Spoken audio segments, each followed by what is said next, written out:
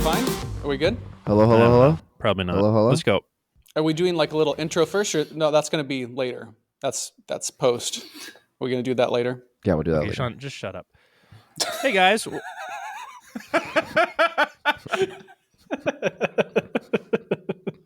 Hey guys, welcome to Seeking What They Sought, where we're just getting into this on the tail end of just a bunch of nonsense.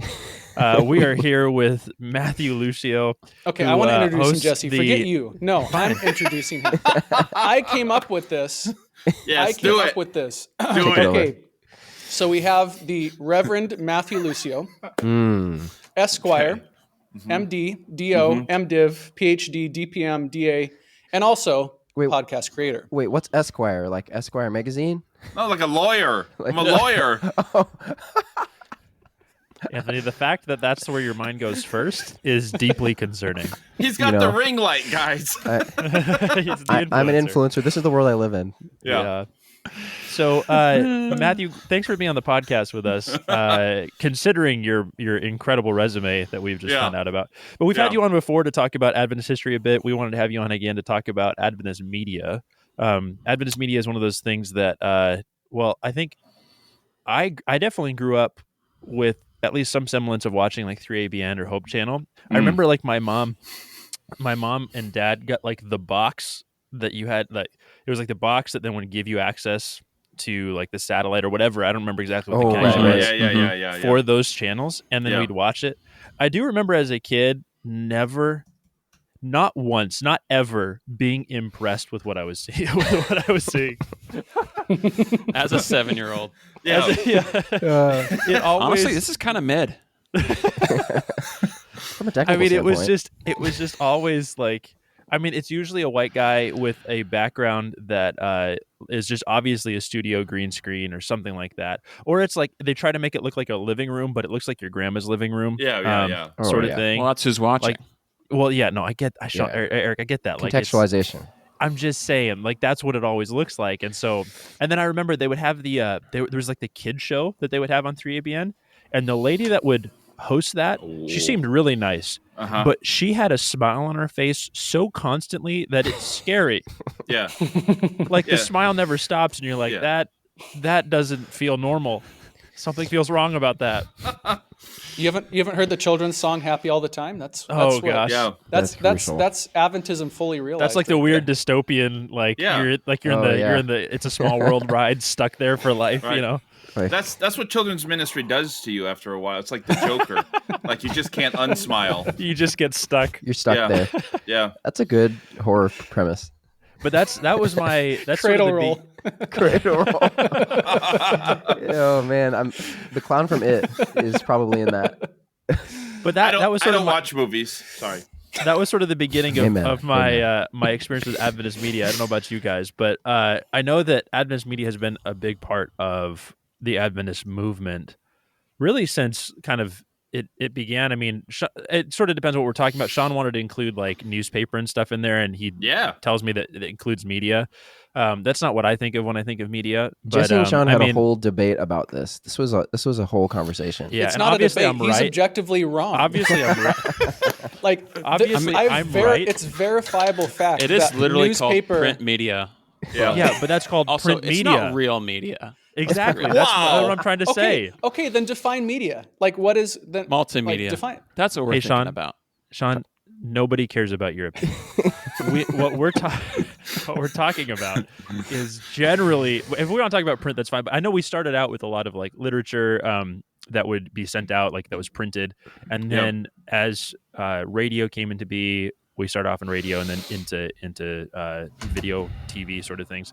But I don't know. I'm curious, like what's your knowledge base here, Matthew? That's a great, very helpful question. Like, what do you know about everything in the Tell universe? us. I don't know a lot, but I will say print is absolutely part of the story, I think. Matthew, it's got to be. Matthew, can we just cut? Well, we're going to cut Sean out of this for a second. Okay. We're just going to take Sean off video, and then you can say that, and then we'll bring him back. Okay, fine, fair enough. But it's very much part. It's not just the newspapers. It's the illustrations that end up appearing in there. It's the famous prophecy charts that came from the Millerites. Like, how do we distill all of this logical, this symbol connects to this symbol. Like you got to illustrate that somehow to help people understand. So they have to make these prophecy charts. There's actually a really funny story to me. It's funny to me. In the 1860s, when M.E. Cornell was going through upstate New York preaching, but as you can imagine, when you're going to meet other Adventists and preach in a town you've never been to, you don't know what they look like. There's no way to text them and be like, hey, I'm getting off the train. Mm-hmm. So they were trying to find each other in this train station, and the local Adventist guy only found Cornell because he recognized the prophecy charts that he was carrying. Wow. That's how you could find an Adventist. Calling card. Yeah. Right? Just wave those beasts around, man. That's great. So, that's part of it, right? You carried your illustrations with you. It's like carrying your PowerPoint with you, or your Canva slides or Google slides or whatever. You know what I mean? Like it's a way to kind of be visually identified. So it's definitely part of media. But so it starts from there, and I know Adventist media, if we're talking multimedia, it kind of started off in like radio as a movement towards reaching the world. If I'm correct, is that kind of the starting point? I mean, if you want to start there, yeah, it's the best place to start. What? Where would you start? Yeah, that's true. I would start with print, but I mean, that's kind of like the same story for a long time, right? Mm-hmm. Like the quality gets better, da da da da da. But I mean, when we get into radio and then when we get into visual forms, it's kind of like a weird transition because you're basically trying to take the old way you interacted with technology. So you may have like preached a series and then pointed to a picture or the prophecy chart or whatever. Mm-hmm. Well, now you have to do that without anybody seeing what you're doing. So you have to find new ways of explaining what it is that you're talking about. And then when we went to TV, like who went to TV? It was a radio guy who first went into TV, right? So it's kind of like you have that transition between technologies to go from we went from visual to audio and then from audio back to visual with TV, and we've been stuck there ever since.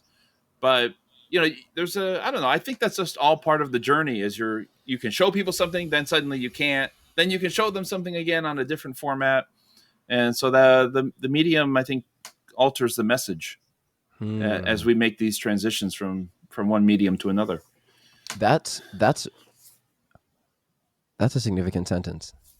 I can't take credit for that. That's Marshall McLuhan who says Anthony, that. why is it significant? You just stop baiting us with I haven't figured out why, but the media alters the message is a significant phrase.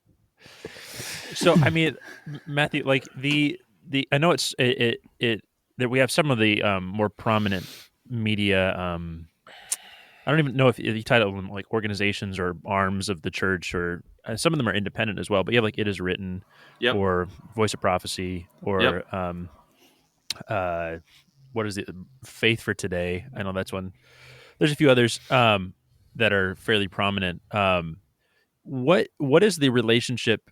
Like, how many of those are independent? How many of those are like? What are some of the major arms of the church?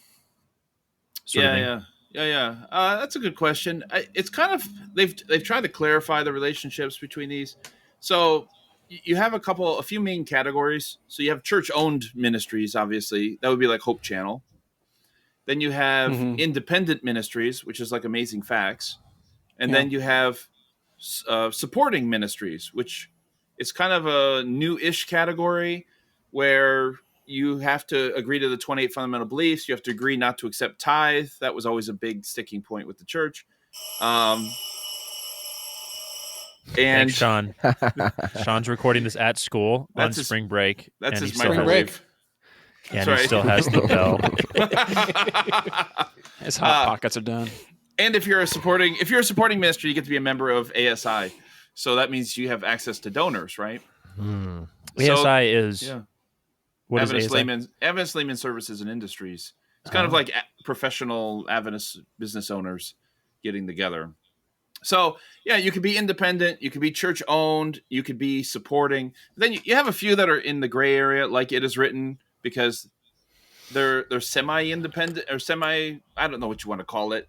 Like they get up at NAD year-end meeting and they give reports about what they did, but they're not wholly operated by the church.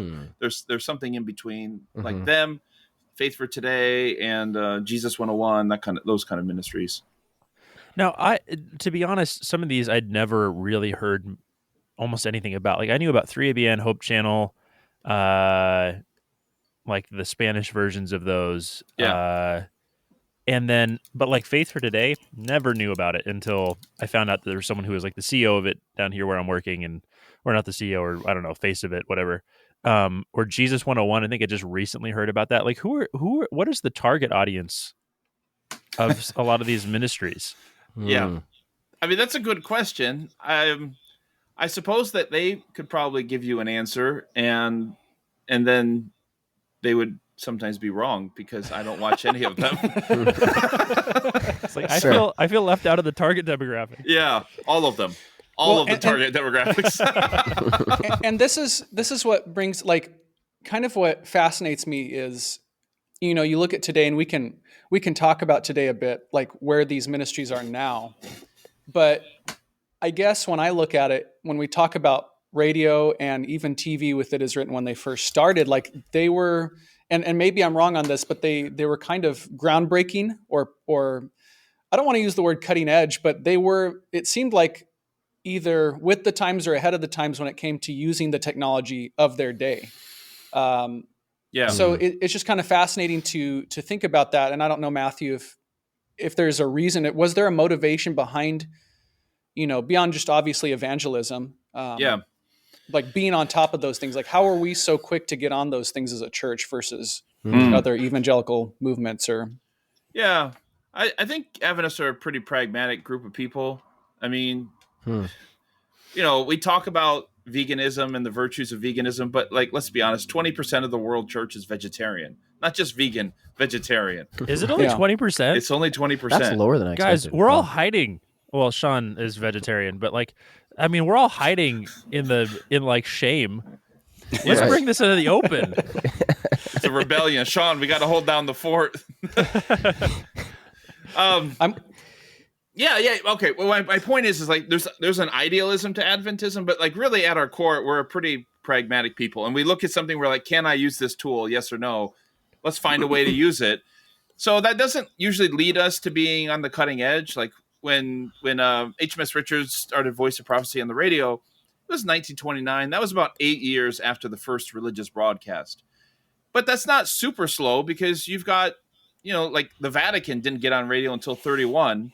So were we at the front? No, we were like in the middle. That's huge that the Vatican didn't get on radio until 31, because if they had, we wouldn't have gotten on it. Well, we would have been like, that's the Antichrist. Some would argue that the Vatican did get on the radio through Voice of Prophecy. We had to beat them, though. At least we beat them by a couple of years. We beat them by a couple of years. Woo! Adventists are better. Amen. Praise the Lord. I mean, the Episcopalians were the first, so what does that say? Dang it. Yeah. Don't even know what you guys believe. Can't even spell your church's name. Says the Seventh-day Adventist. Right. Literally. Well, so then like with TV, were we on the cutting edge of that, or were we sort of behind the signs of the times on that one? No, I mean, I think we were definitely near the front. We were near the front, and actually the GC was leading that because they're the ones who are like, we should try this, and they purchased the airtime and then said, now we need a program and a host and everything to use it. So, but it was a local thing. It was just like a local ABC station in New York City, just a local station in New York City, Yeah. Wow, yeah. But I mean, that was some innovation on the GC's part. They moved pretty quick in pushing in that. And honestly, like a lot of church members didn't like Faith for Today because it was less preachy and they had some drama and stuff. Like Faith for Today reminds me a little bit of Saturday Night Live, except it was not funny. In that, that sounds like Saturday Night Live. That sounds like Saturday Night Live. All right, that's fair. Like that's totally fair. But I mean, like they would write their scripts throughout the week, and they'd figure out like, oh, we need some extras, or we need some other people to play these roles. So they would like be looking for young people, old people, whoever they needed for these roles, and then they would do it live in the beginning. They would do it live on camera, like on the day that it was happening, and it would be really tough. But so yeah, like they were writing the scripts and what we're going to talk about and who we need and rehearsal. They would say at one point that for every minute of broadcast, they rehearsed it for an hour. So it was a brutal week. That's like some sermon prep numbers right there. Where like I think what was it? Someone's like, for every minute of your sermon, you need to spend like an hour in prayer. That was I was like, our that is preaching not professor. that is ridiculous. Yeah. It's always a professor that will say that. Oh yeah, always. hasn't preached in years. Yeah, like the one who preaches like at convocation once, Vespers once, in the church once. No. So, but that's interesting. I didn't know Faith for Today was like started in that, like that was the context for it. Yeah. Wow. Yeah, there's some church members at annual council that wanted to stop funding it after a couple of years because they're like, we don't like drama and how we're teaching. We need more preaching. Where's the preaching at? Well, Jesus didn't use the television, so why should we? Amen, brother. That's right. That's right. So Matthew, maybe you can delve more into that. Why? Because it seems like in the Adventist church, we're happy to go on camera and preach a sermon. Yeah, but that's about it. That's true. Or do an interview with somebody. Talk about the resistance to anything that's more narrative or even documentary, like something that's outside the studio. Right. Well, okay. So first of all, I think we got to keep in mind that, especially with TV, it's hugely expensive. So you're not going to ask the church to pay for TV time on ABC, which is what they did with Faith for Today, and then be like, what do you guys want to do? I don't know, like, let's do something totally like concept. In film school, I had this idea that I really, like, no. It's the expectation is that it's going to be pretty safe because it's expensive. You don't get many shots because in radio and TV, you want other stations to pick you up your programming. So you got to appeal to as many people as possible. And back then, like preaching was a good way to do that.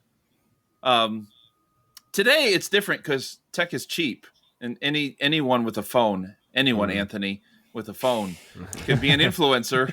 And so you can do whatever you want. You can, whatever kind of content you want to do, it's relatively inexpensive today.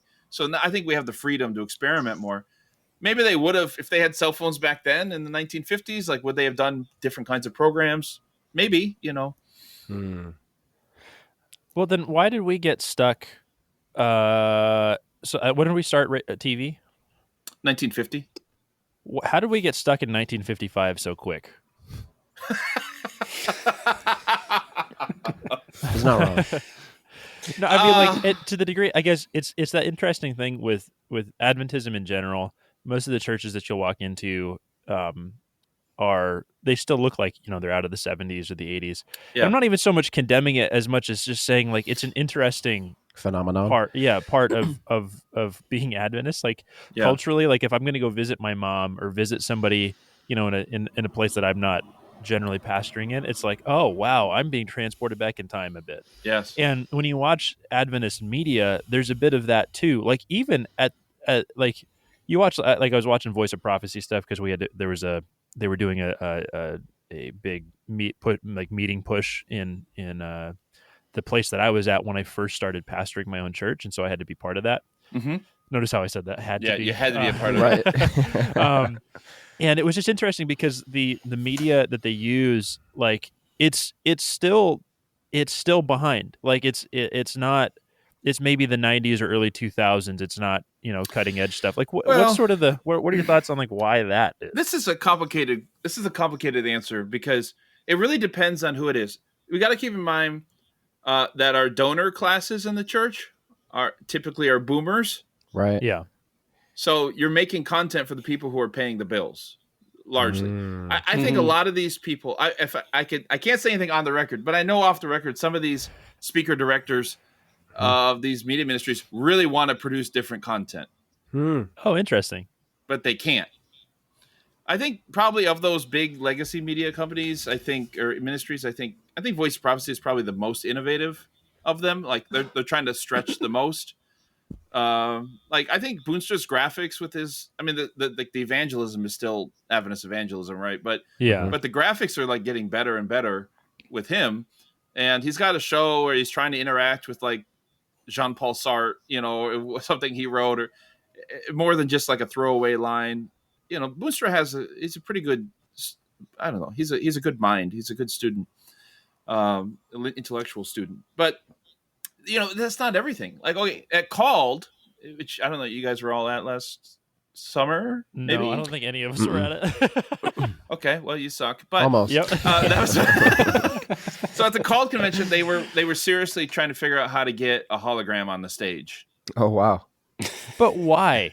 That in and of itself feels like the weird whiplash that Adventism goes through. It's like we haven't hologram been of relevant. who? We haven't been relevant since the Well, 90s. Let's yeah. go to the future. Yeah, Ellen and James. With it's real a AI. deep fake AI. Yeah. It's real AI, ChatGPT, Ellen. Yep. That's right. That's what it is. Dude, have you heard? Okay, this is a little plug to something I do since you guys didn't plug anything that I do. We're gonna do it at the end. I was gonna do Matthew. I'm ready at the end. Esquire. I'm totally messing I with did you. say that I you don't care. host Adventist I history. don't I did care. say that. I don't care. I'm just messing with you. I'm just saying that an Adventist pilgrimage, which I don't host, I just produce it. But Greg Howell did an episode with a AI Ellen White, and he asked her questions. She was like totally fundamentalist. I don't know what's going on. So I don't really know if the AI is really more progressive, because she was very legalistic in the answers that she gave to the questions. So I don't know what to make of that. But any people who are watching or listening can go check that out. But anyways, That's really. I do think hologram is a gimmick. Okay, let's all be honest about that. It's a cool gimmick. I'd like to go check it out, but I don't think Adventists are really that backwards. I think that the big media companies that we most often associate with Adventists in technology, like It Is Written, Amazing Facts, and so on, they're doing what they need to do for their audience, and they're not like, the design is often dated. I agree with you, but the production values are not. Well, but here's what's interesting is you could talk production value. I mean, Eric, you might have a lot more to say on this, but you could talk production value, and you could say that it's a well-run TV show, but still, it's you could say that about a lot of stuff, but that doesn't mean it's good. It doesn't mean it's. I get what you're saying about reaching a specific audience, but even then, it's questioning who that audience is I think a worthwhile thing, and we're putting all this effort into something for what return. And I think back to that Voice of Prophecy seminar thing that we were part of. And I mean, granted, my parents came into the church through a prophecy seminar, so I'm not for what return? What's the point of doing this stuff? Me being an Adventist, me being an Adventist. No, but I think it's more so a thing in the last 15 to 20 years that what is the actual return on this investment? Because that Voice of Prophecy seminar that we did, it was just such an interesting experience, because the people that it attracted were exactly the type of people that I expected it to attract. Yeah. And those people, we had, I think, 4 baptisms out of that. It was really we had a couple of people that stayed in the church as a result of that, at the church I was at. And that was really cool. And I really loved them. There was just so many people who they were the ones who were going to be attracted by the prophecy style and all that stuff. And then the return on that is not high. I mean, it's a lot of effort. It's a lot of money. It's a lot of stuff put into this stuff. And it's not a high return anymore. And so it's sort of an interesting. West, I mean, I'd be curious to see worldwide the impact of, Amazing Facts and It Is Written, Voice. I don't know, because, obviously we're still one of the fastest growing churches. I haven't looked at the last year or two, but I know that we have been for a while. And so, that actually goes back to, the fact that, when we started radio, when we started TV, that it almost seems like those things were pretty impactful. The It Is Written was the first in color religious program. And then you get to where we exploded. What decade? The 60s, where you look at the graph of Adventist worldwide membership, and it's the 60s, 70s, you start seeing it skyrocket. I don't know how much of that would actually correlate with our media, or if it's just our evangelistic practices. I don't know. What do you think about that? Well, I think that curve going up is the result of the investment in missions in the first 30 years of the 20th century. We started seeing the dividends of that. Okay. Because that exponential growth, even with our TV ministries grew fast, but not that fast. I mean, even with radio, even with Voice of Prophecy, they went live in 1929, but they didn't get coast to coast until 1942. So it took 13 years or so. And television didn't take as long, but it takes some time to kind of build up a whole nationwide coverage. I'm sure it did help. Like, obviously, Voice Prophecy got a ton of Bible study requests, but I feel like though we have a sliding scale because we're like, well, what are the results of these media ministries? Like, what you got 4 baptisms in one church, and I get it, but then we're like, well, what are we gonna do? Like YouTube and TikTok and so forth. Like, what are the results of that? Yeah, but at the same time, the investment and money and time into those things is so much smaller. Yeah, and the goal of that is different too. It's just that, like, it is written and all that stuff. They'll get talked up as like these, like, this amazing ministry that's happening. And I'm not saying that it's not a meaningful thing. It's just sort of like there's a lot of money going into that stuff, and is it still viable? I think is a valid question to be asking. But then again, like, I mean, they might have stats and stuff that conflict with what I'm saying. But yeah, of course they're going to have stats saying we're doing a great job. I mean, yeah. Yeah, whether it's ultimately meaningful in the landscape of Adventism is a different story, I guess. That's debatable. But I mean, obviously, they're doing something that still causes people to donate to that ministry because they find it worthwhile. Yeah. Right. I mean, now if you want to start a GoFundMe and say, let's defund ministry X and fund me instead, maybe like the donors are a finite resource. So I think that donors tend to, whether or not they like the show or like the ministry, they just tend to go with what they see happening. Yeah, that makes sense. That prompts a question, Matt. Do you think, I don't even know how to word this, but something you said earlier prompted this for me, where you were like, for the donors, like the donors are mostly boomer age, and so because of that, the audience becomes boomer age. To me, that doesn't feel like an obvious. I mean, it is in real life, like the way reality works. But to me, like that takes intention. Like there's plenty of ministries and media, even like in the non-Christian sphere, right? There's plenty of spaces where like the donor class is different than their target audience. Sure. How is it that just happens so easily for us? Because it seems that's been my experience with a lot of Adventist media, is like it seems as if there's this assumed target audience, and the assumed target audience is like those who are doing it, and it seems like it's rare to see something that's done by a generation for a younger generation or for etc. I mean, I think that's precisely the problem. Is we tend to be comfortable with the stuff that appeals to us, and so even like I look at like Gen Z, and I'm like do more stuff for millennials, man. Like, Right. You're like, explain the gospel in 12.2 seconds. Like, stop it, man. I'm too old for that. You need at least a minute and a half, like God intended. So, I know. I feel like by Gen Alpha, it's going to be like you're going to have like 2-second videos, and then it'll rebound, and then whatever comes after Gen Alpha will just be hour and a half. An hour and a half. Yeah. Actually, we're just going to go back to preaching. 3ABN will be in again. It'll be trendy. Whatever is alpha That's after right. Alpha. That's right. But like these ministries definitely see this. I know Hope Channel is really trying to work to try to connect to younger people too. Like they see it. It's not like they're ignorant of it. They want to do it. But there's a lot of moving parts to this, and I don't want to go like critique all of these ministries or whatever. For sure. I empathize with the challenge. Well, I don't remember which one it is. It's either Hope Channel or 3ABN. This guy comes out. It's like, I think it's the youngest guy they could find, but he's at least in his late 30s, early 40s. And he preaches a sermon that he titles Euthanasia. That's all about euthanasia, how to reach the youth. And the graphics, it's got like green lights in the background. It's like everything stereotypical about like this is what the youth want, and I'm like, this hurts. This hurts to watch. Yeah.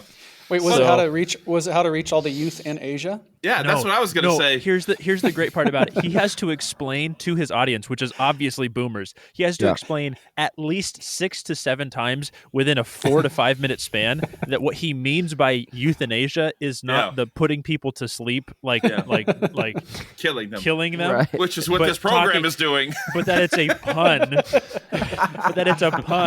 That he's using. I'm just like, if you have to explain this, you're talking to the wrong people. Yeah. Yeah. I mean, look, Adventist, I saw a tract that's still being sold. The thing is like ancient, but it's still being sold by one Adventist ministry that says Big D on the front of it. Oh no. Oh no. And it's a tract about divorce. Oh, for kids. For Divorce for kids. To try to explain to them they mean well, right? What are we going through in this family? But I just don't understand how your tract titled "How to Deal with the Big D" isn't reaching your audience in the way that... Right. So what are you gonna do? Can we say that on this podcast? I don't know. Wait, what is that? I don't get it. What does it Sean, mean? just go away. Stop. Anthony, Can what are you your thoughts? explain it to me? I don't have thoughts on this one. I already got in too much trouble with Esquire. Listen, can I tell you guys one of my favorite technologies that Adventists use for a little bit of time that you probably never heard of? I'm ready. In the 1950s, especially among missionaries, a big thing was using Blacklight. So they sold all of these, like markers and chalks and stuff that would only appear under Blacklight. And so they would go buy like Masonite board for their evangelistic series. And I guess they would like write some things on it. They would paint it black, for a blackboard. Oh. And then they would write things on regular chalk. And then they flip on the Blacklight. And then boom, they have other things written on there too. Oh wow. And so Nice. I got this, like somebody who saw it said, this is their quote, "It looks like 3D." Oh wow. Nice. Wow. So I don't know exactly how they were using it, but I want to see it. We can reenact Daniel 5 with that and do the writing on the wall, the mene mene. Yes. Oh, yeah. Right. So I mean, What a deep on the cut, wall. Sean. right. Yeah. So we tried to find all these different ways of presenting it. What does it sound campy today? Like definitely, because that's what Blacklight is today. But back then, I mean, not having ever seen something like this before, it's like this is magic. Well, I'm curious because obviously Adventism has maybe even more than many churches decided that using media was going to be a massive part of its moving forward in the world. But what's interesting is I don't know the full story of this, but I remember that. So Eric and I we used to make a lot of videos when we were young, and like from the age of like what were we, like 10, 11, 12 is when we started and stuff.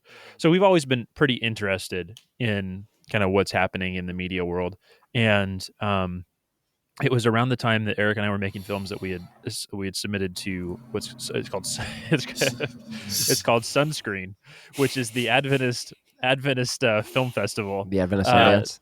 Yeah, Adventist Film Festival that exists, and so we were kind of involved in that world for 2 or 3 years, and there was this thing that came out called The Record Keeper. Some people might remember this, and it was sort of like I think it was GC or NAD like backed. GC, GC backed project that was going to be sort of a foray into the world of creative, film production. And so then it's made, and I mean, is it the best thing ever? No, but it's impressive in its own right for what it was. Yep. And it comes out, and it gets shut down before it's released because there were a few things that were taken as creative license that made sense, but they weren't theologically perfect, and therefore it got shut down. So I don't know, Eric, not even the real reason it got shut down, from what I've been told. Really? Oh, Eric, say more. Insider scoop. Insider scoop with Eric. From conversations with people closely involved, I know that one of the big reasons that it got shut down was because the main actress had previously acted in a role in a lesbian film. Okay. Wow. Interesting. In her, acting history. And so that got discovered, and then that is obviously not okay. So we need to shut down this whole minute. Well, so just to give some context, what it was The Record Keeper was a 10-part series. I don't remember how long the episodes were. They were not long. I think they were 20. That was like 10 minutes. It was tend to be like a web series. That was sort of, it was a steampunk aesthetic on it, which was actually they did a pretty good job with that. And then it was based on, was it the Great Controversy and sort of like the War in Heaven? Yeah. That's the sort of the basic idea, but steampunk aesthetic. So obviously there's going to be some creative liberties there. I don't know much about the actors and stuff like that, but that's even a whole thing. But like there's all of this stuff, and it was among Adventist creatives at the time. It just felt like a oh yeah, like this is exactly what you would expect the GC to do, because they don't get what is happening here. Yeah. It was a really weird moment. Yes. And it actually, I think it shut down sort of the Adventist creative crew, like amongst our generation. Like, no, who was going to try and create stuff for the church after that? It was disempowering for sure. Yep. Well, they followed it up with Tell the World, right?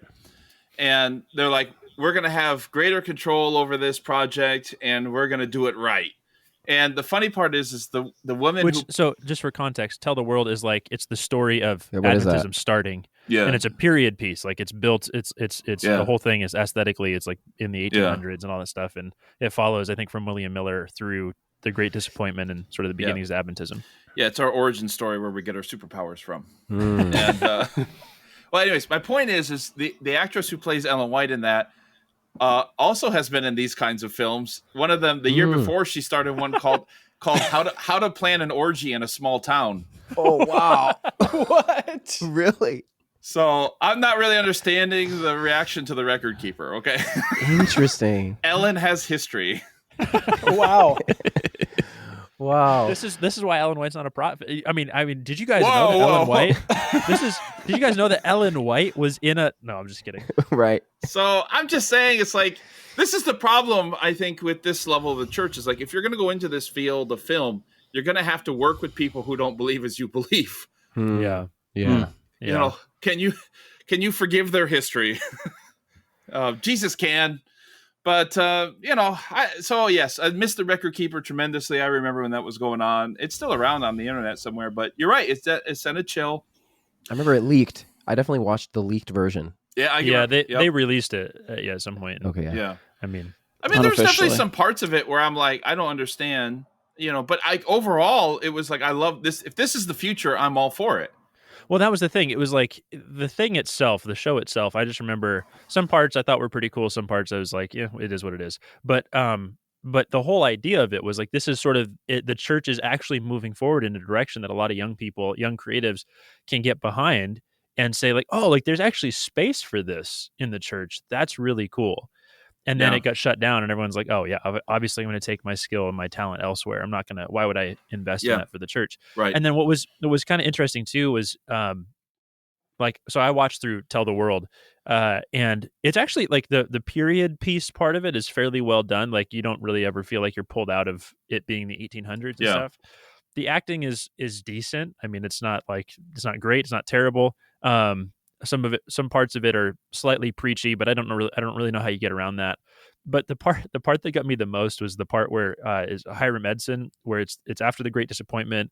You know, they've gotten everything wrong, and he's walking through a field with someone else, and all of a sudden he stops. It's like a cornfield, you know. He stops. He's like, and then he pretty much just says, I think, you know, we got the date right, but we got the content wrong or the event wrong.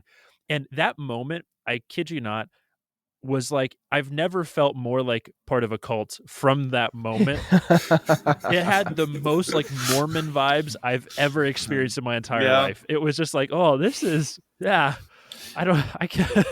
Speaking but of it's the delivery. It's the delivery. Right. You know, that's what I'm saying. It wasn't even so much the event. It was just like, this feels really, really weird. We were right. It was this simple. Yeah, but you know what? And then you saw Amazon's Rings of Power, and you're like, you know what? It's not so bad. Oh boy, don't get me started on that, Matthew. Don't even. See, here's the thing. I thought Rings of Power was probably the best Lord of the Rings that has ever come out. Shut up. That's you're not, a troll. You're not a troll. True. You don't believe that.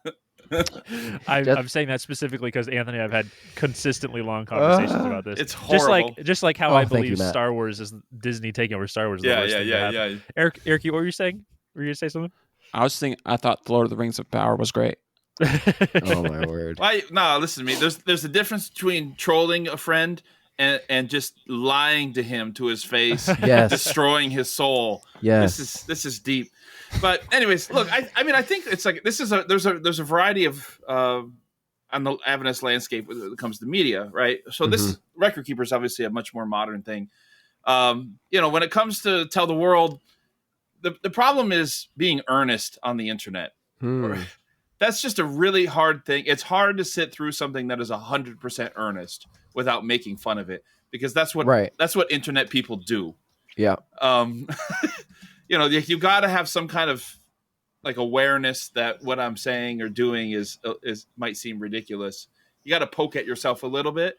But anyways, the point is what I love about the history of these Adventist media enterprises is that Adventism is entrepreneurial. It wasn't that the church did buy that spot on the TV, but you had to find an Adventist radio guy, Fagel, who was willing to step up and be like, hey, I'll take this. I have a vision for this. Like, let's do it. HMS Richards, man, like no one was holding his hand. He's just like, I'm going to try this thing that very few people have done so far. Let's do it. See what happens. Like, why not? And I think Adventism is still that way. If some things are campy or whatever, there are other things that are like that they're good. Like we have Adventist influencers and stuff today who are putting out some good content. We have sunscreen, as was mentioned, right? It's not overtly evangelistic, but there's some good quality content on there.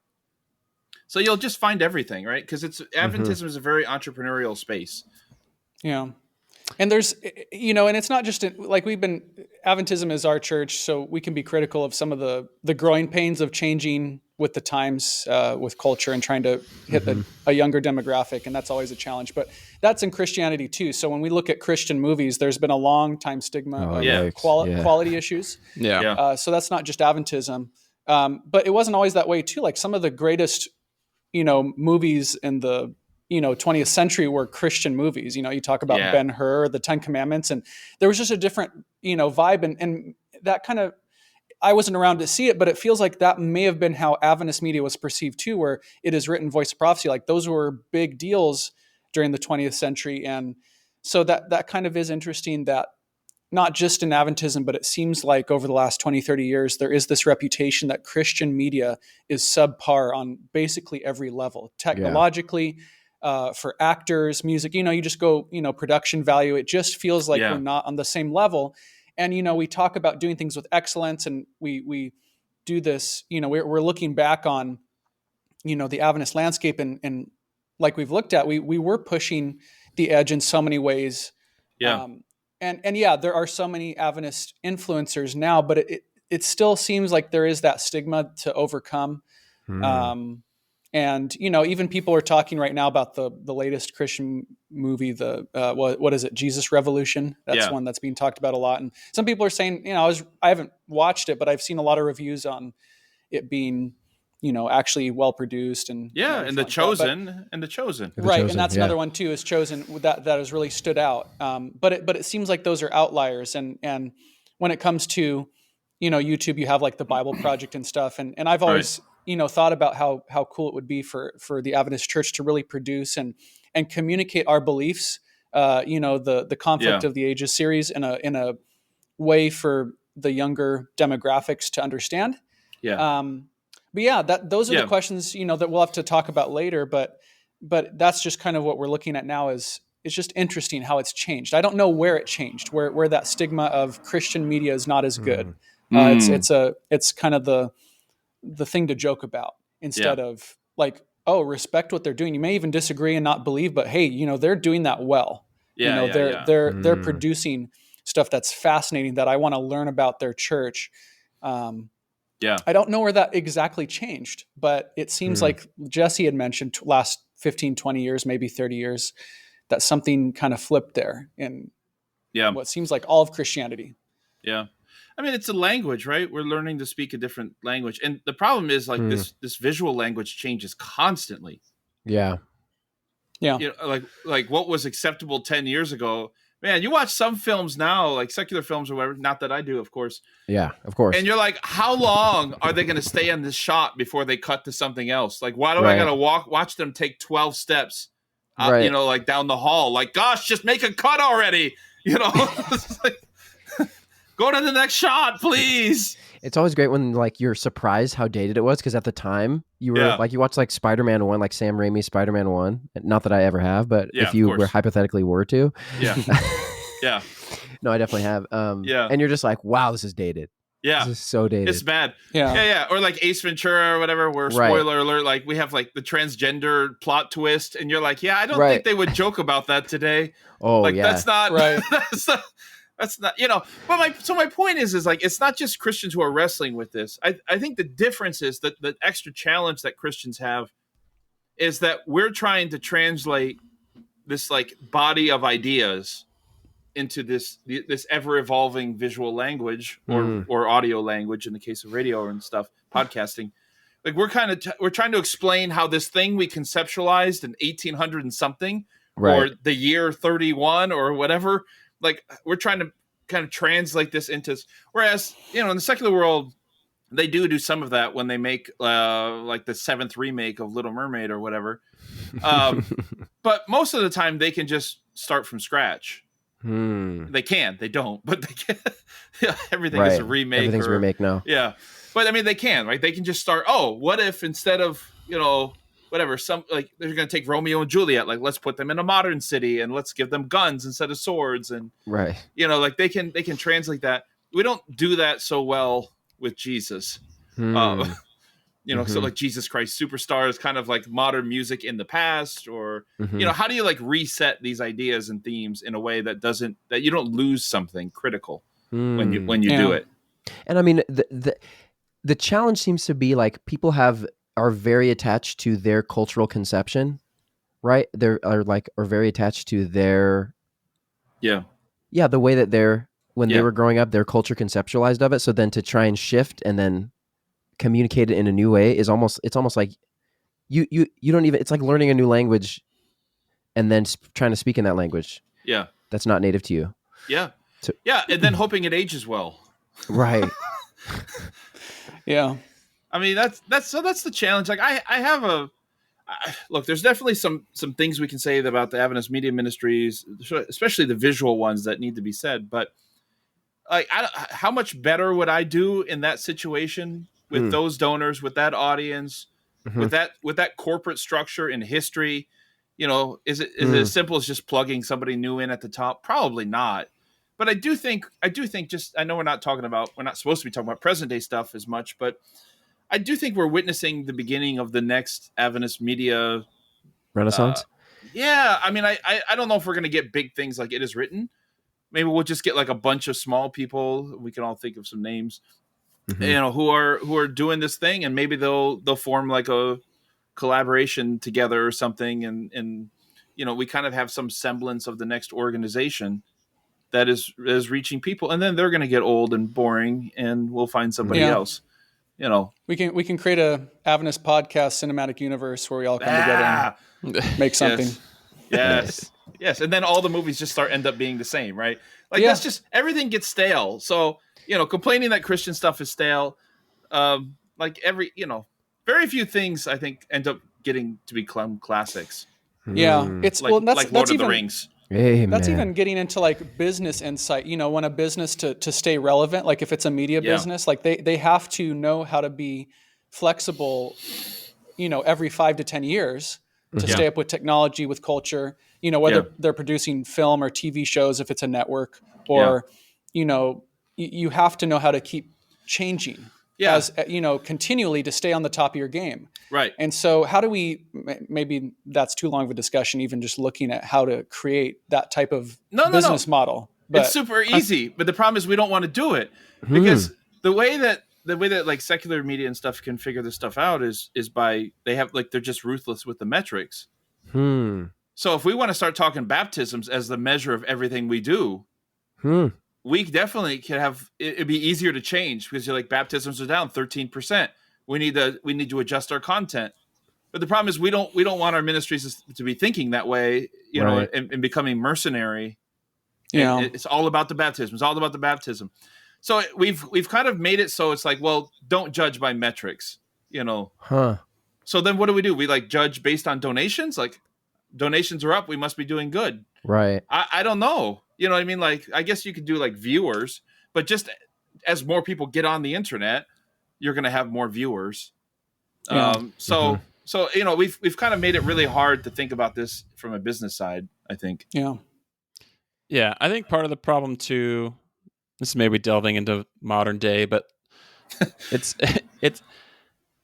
hard to run a quote unquote media corporation when it's headed up by a pastor or someone without a media background. What are you trying to say? Look, saying you're you guys ordained. Are one-trick ponies, you can do anything. And you're only good at one. Not even good at that one thing. Yeah. I hear what you're saying. That is a problem too with some of our stuff, including publishing, is that we don't really have a business sense. Yeah, I mean, it's again, like we all can acknowledge, it's very easy to point out faults. It's much easier to do that than it is to actually fix those or do something better.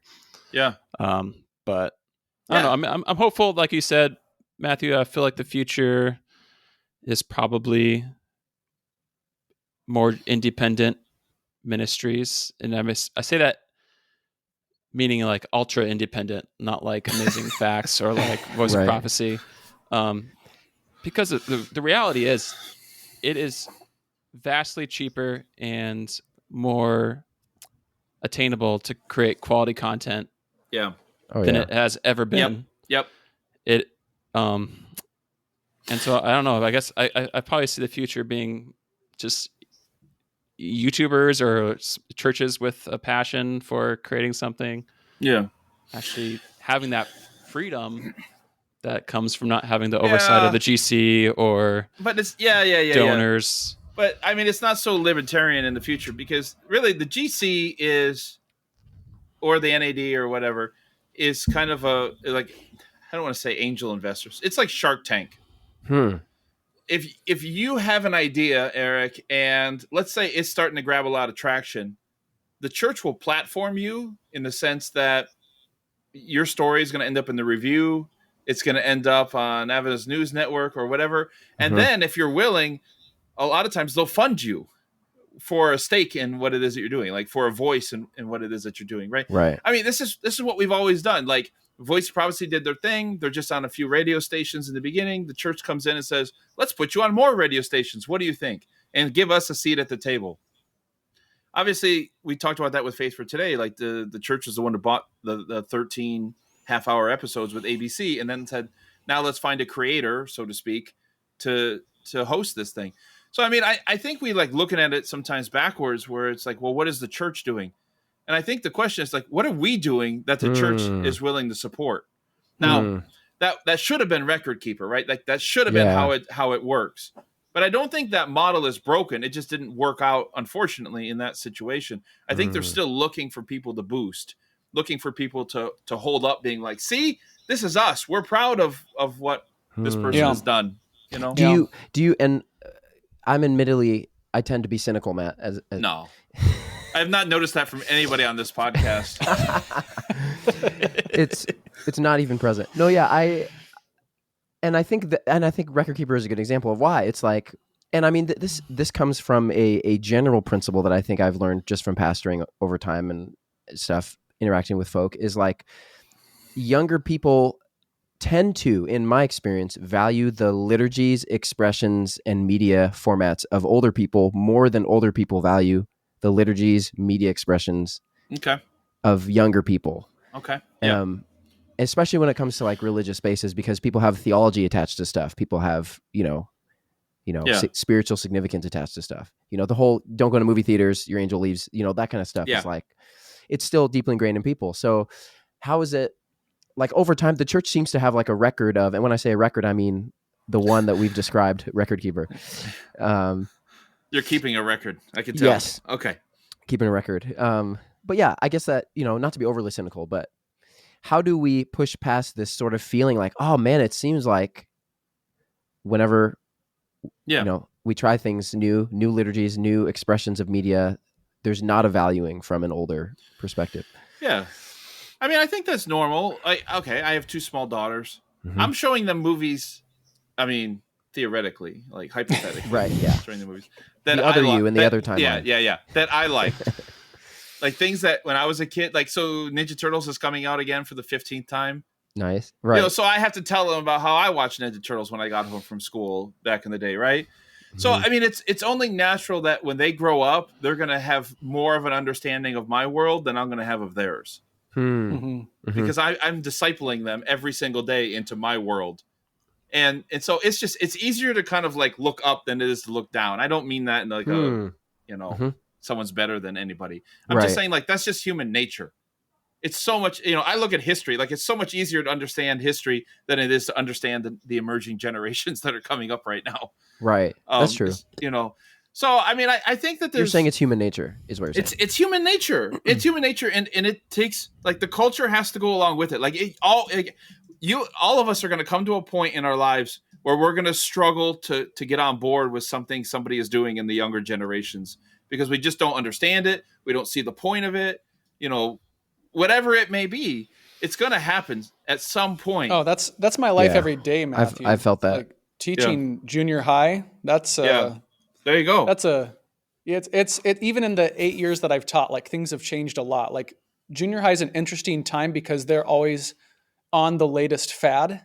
Yeah. Whatever social media trend or whatever is going on. And so I see like front and center, like how quickly something comes in and out.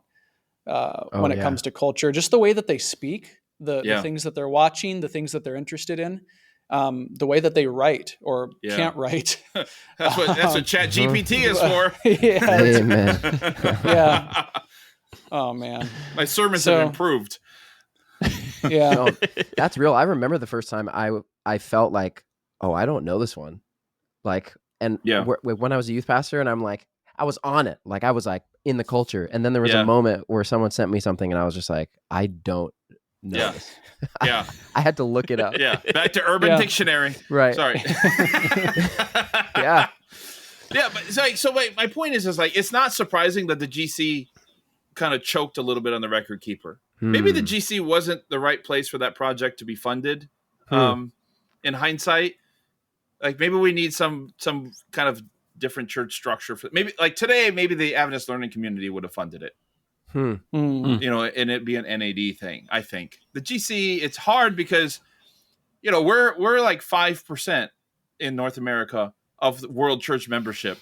Yeah. And so you're going to publish something that is going to confuse the world church, much of the world church. And they're not going to understand like this is against Ellen White, like this isn't how she described these things. And they're going to write angry letters to the GC. So they're looking at that like, is it easier to write off $1 million or is it easier to get that mail constantly and lose the confidence of the brethren around the world? It was not maybe the right place for that to start. But my point is that we shouldn't be surprised if there's some cultural differences there because it takes a while to get on board. It took a while for the NAD to get on board with things, but now more or less like they're like, okay, we're going to champion these influencers and stuff today. Like they may not be like with it themselves, but the leaders at the NAD understand its importance and the importance of being on social media and doing short form video and all in podcasting and all these things. Like they get it now. The GC, they'll get it in another generation. But the point is like, yeah, it takes a little while to sink in. We just got to find a better way of fostering creative endeavors from the beginning. So it doesn't have to rely on people 100 floors up in the building, getting on board with it.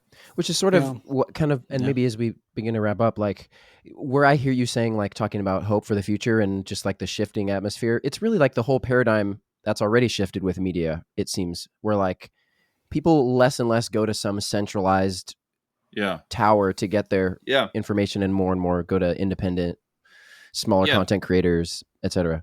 Yeah. True. We need a strategy meeting here, I think, because it made sense in the days of the review when like this is the one thing you're reading. And then it's like, okay, well, let's add the youth's instructor so we can have something for younger people. Okay, great. And then like you slowly start to branch out. But the review was the bulletin board for the entire denomination. If you needed the job, you put it in there. If you were offering a job, you put it in there. If you had livestock for sale, you put a little notice in there. Or your travel like, Ellen White's going to be in these 5 cities over these dates, be there if you want to be there. Like it was the only way to find out what was going on in the Adventist world. Today, obviously it's not the case. And it's hard because like I met a couple months ago, I met somebody who was leading one of these major media ministries and they had a booth and they're like, yeah, here's a pin and here's some things we have going on. And the Lord has really blessed us. And I just remember thinking, good for you. Like, I don't watch it. Right. Like this, like, what are you offering for me that I can't get somewhere else? That's equal or better. Yeah. So we need like a Adventist social media platform, like a central hub for everything. Oh no. You're talking about something. Wait, you're talking about the internet. You just described the internet.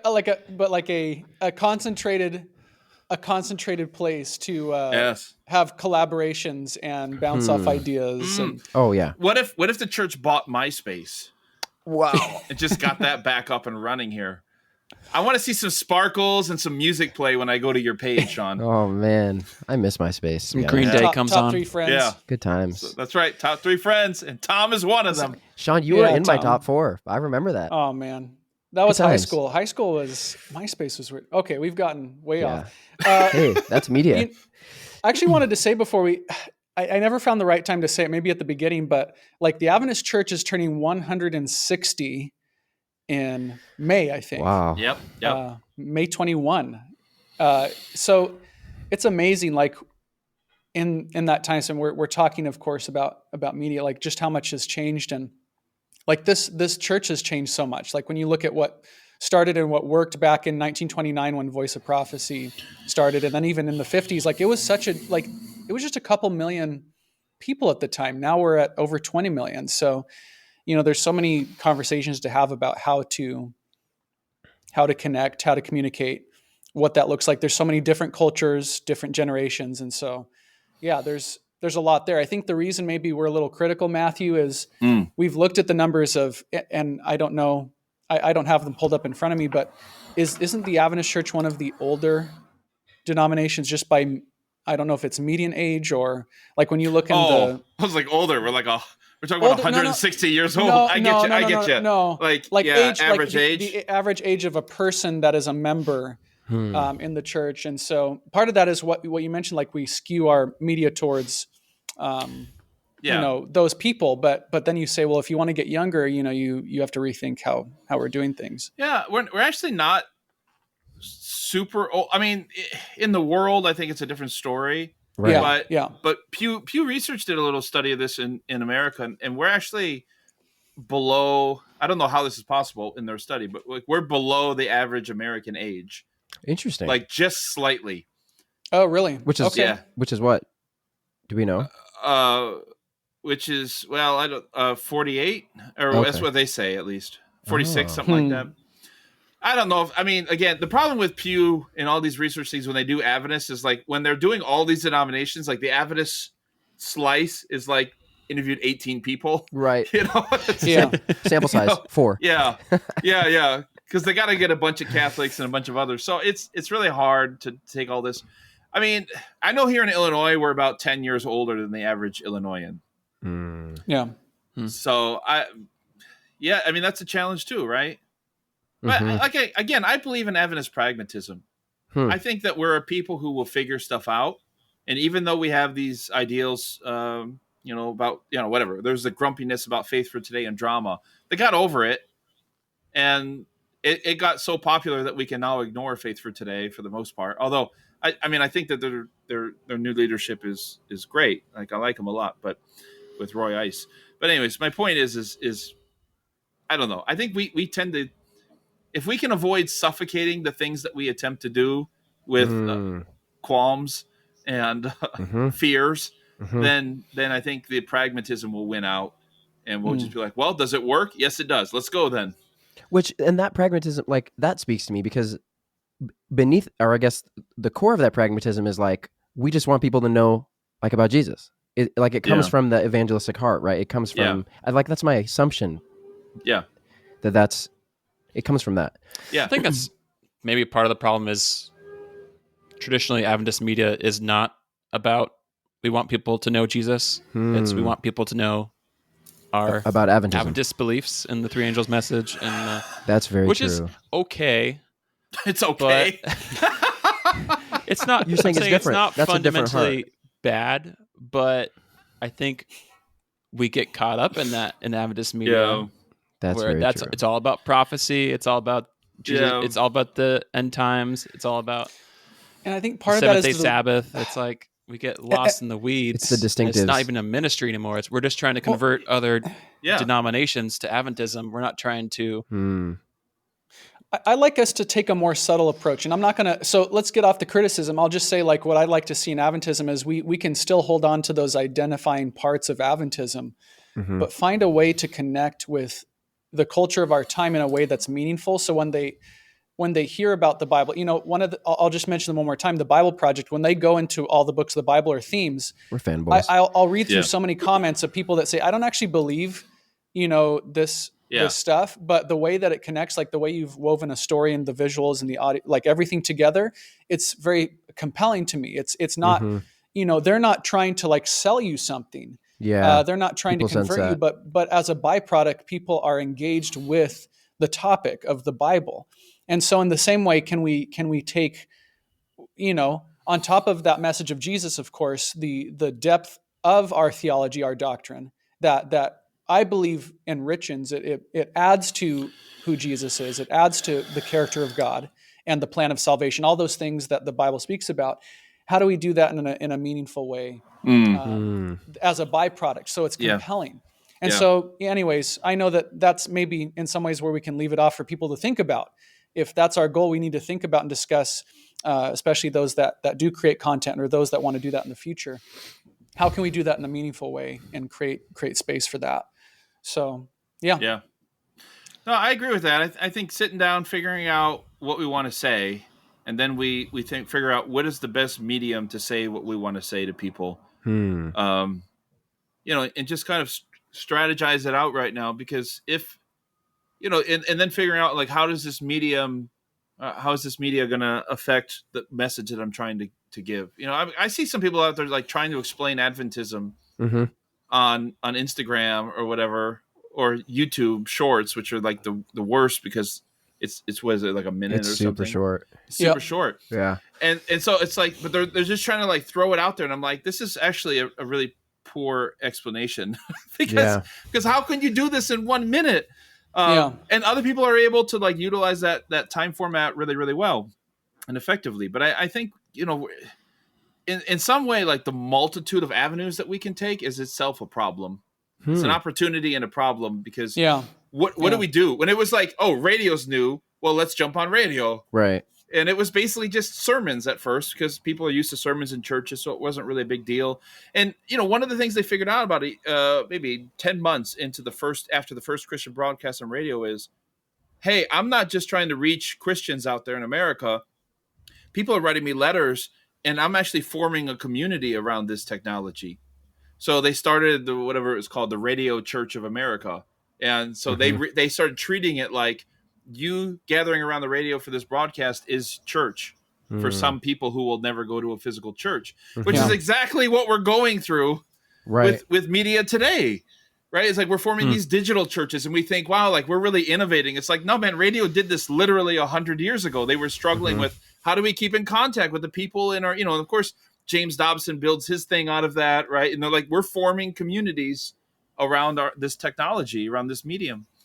So, I think it's really nothing new. We always like to think that we're doing something new, but it's not really new. It's just a different, I guess, landscape now. There's just so many different formats you can take. Yeah.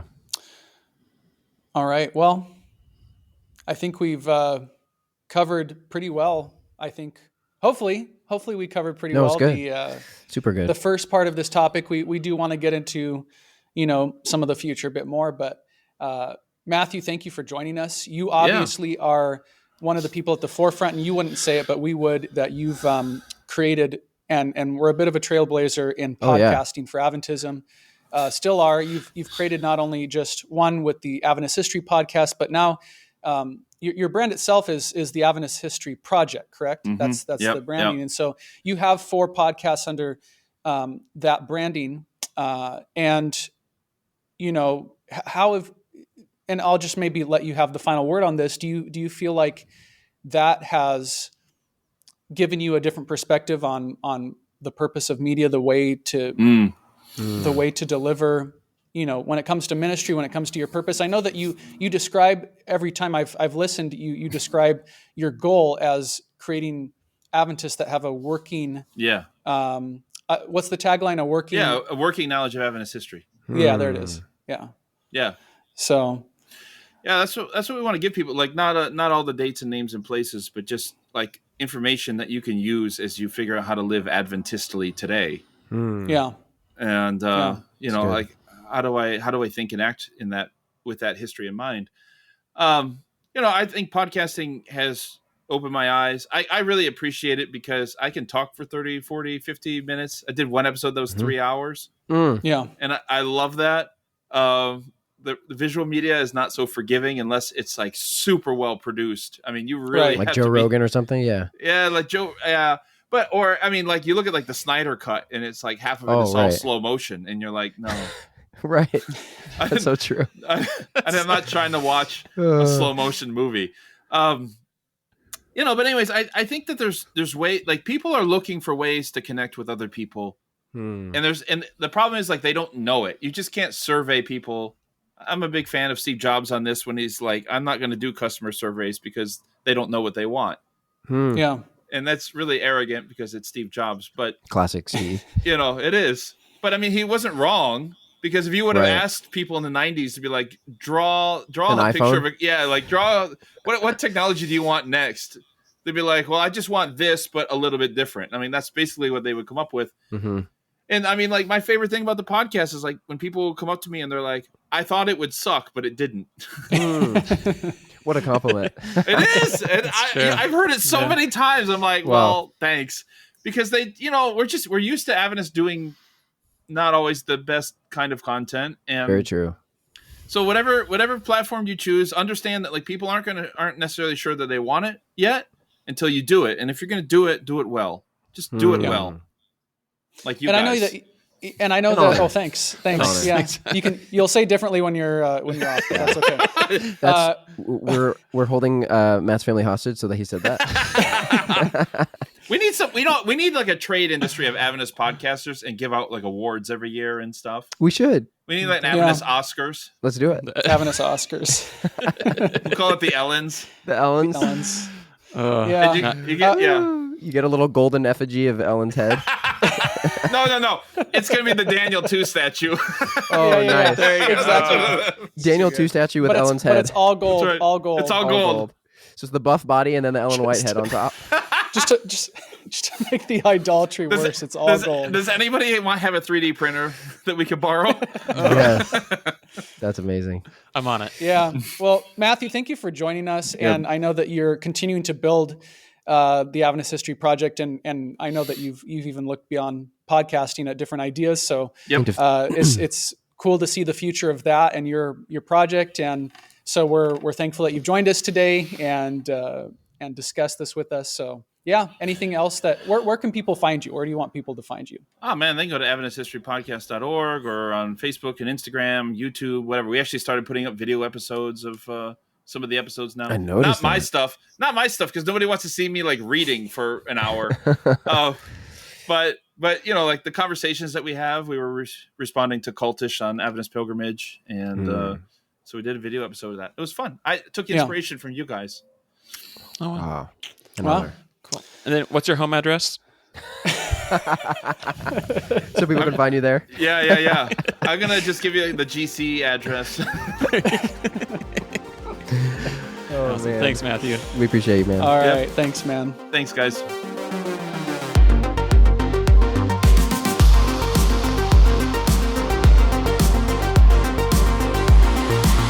All right. Well, thank you so much for once again listening to this episode of Seeking What They Sought. And we hope, most of all, that the conversations have been beneficial to you and life-giving in some way. Thank you so much to our patrons.